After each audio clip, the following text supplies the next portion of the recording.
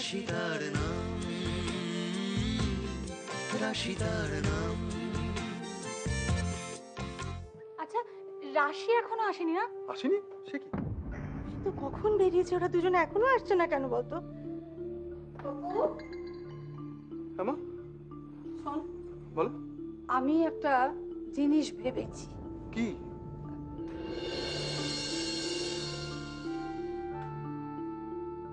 আমি ঠিক করেছি এবারে রাধা মাধবকে ভোগ নিবেদন করবে আমাদের উজ্জ্বল আর রাশি। কি রে, আমি ঠিক করেছি না? সে তো ঠিক হয়েছে মা, কিন্তু দুজনের কেউই বাড়িতে ফেরেনি এখনো। তাদের ভরসায় থাকলে আপনার রাধা মাধব যে উপোস যাবে। সে কি, এখনো ফেরেনি?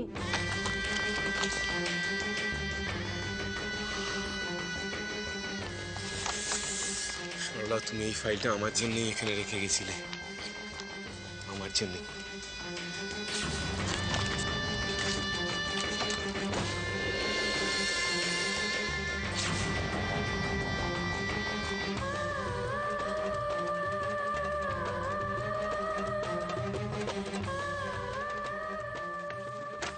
এই তো। কি করছো তুমি এখানে? আমি যাক, ভালো হয়েছে, খুব ভালো হয়েছে তুমি এসে গেছো। এখানে কি করছো? খুঁজছিলাম। হ্যাঁ, কি খুঁজছিলে? কি হয়েছে দিদি?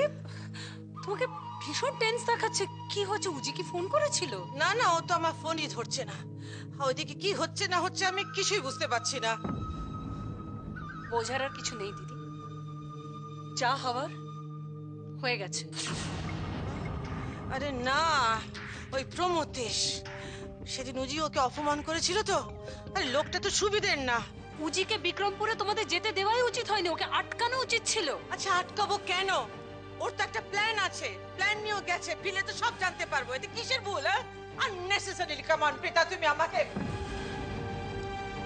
দিদি, why don't you understand?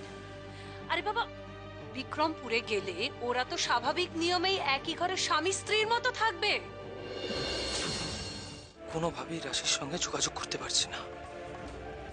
ওর যে এখন কি অবস্থা কে জানে। রাধা মাধব আমাদের সবার সব কথা শুনেছে মা। ছটকুটার মাথাটাও কেমন ঠান্ডা হয়েছে দেখো। এই বয়সে এসে নিজেকে শোধরানো বড় কঠিন বৌমা।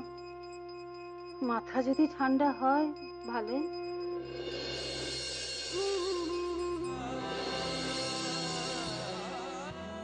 অপু, হ্যাঁ মা। রাশি সে গেছে তো গেছে, দেখ না বাবা ওদের হলো কিনা। ও, রাশিটা না সব সময় দেরি করে। এই রাশি, রাশি তোদের হলো রে? আমি তো আপনাকে আগেই বলেছিলাম মা, ওদের ভরসায় থাকলে আপনার রাধা মাধবকে আজ। আচ্ছা আচ্ছা, আমি দেখে আসছি। ওই তো।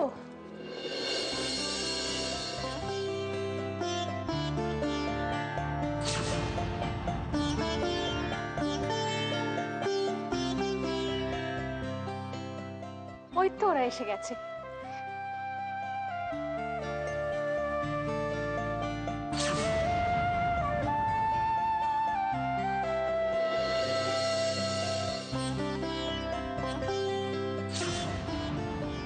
ব্যাপার তোদের, হ্যাঁ এত দেরি কেন? আরে সময় চলে যাচ্ছে তো। অপু, এত প্রশ্ন করছিস কেন? আয় তো দিদি ভাই, আয়। এসো উজ্জ্বল, এসো। আচ্ছা, আজকে তোমরা দুজনে মিলে আমার রাধা মাধবকে ভোগ নিবেদন করবে। এসো।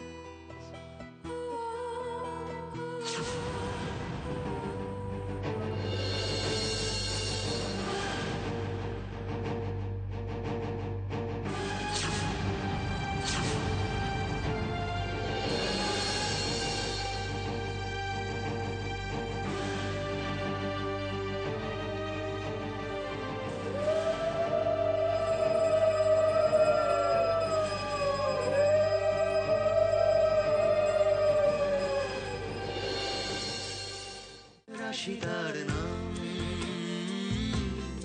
রাশিদার নাম।